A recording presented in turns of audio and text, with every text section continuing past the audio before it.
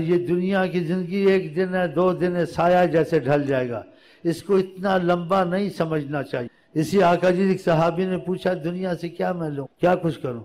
کہا کثرت خبز یقیم صلب، روٹی کا ٹکڑا اگر مل جائے تیری ہڈی کمر کی کھڑی رہے کافی ہے۔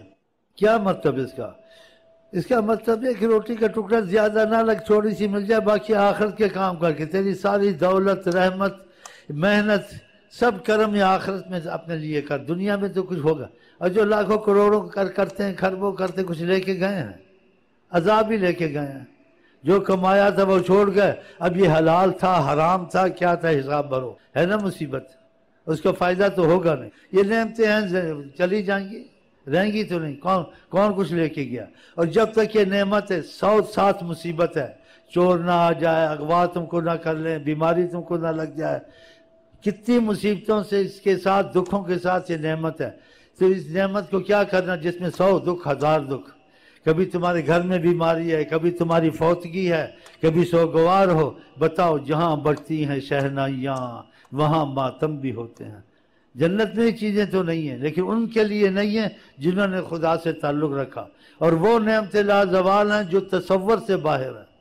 تو پھر ہم کو ادھر اللہ سے محبت کرنی چاہیے، ان چیزوں میں زیادہ وقت خرچ کرنا چاہیے جو سارا ہی ضائع جائے، یہ سب بیکار جاتا ہے۔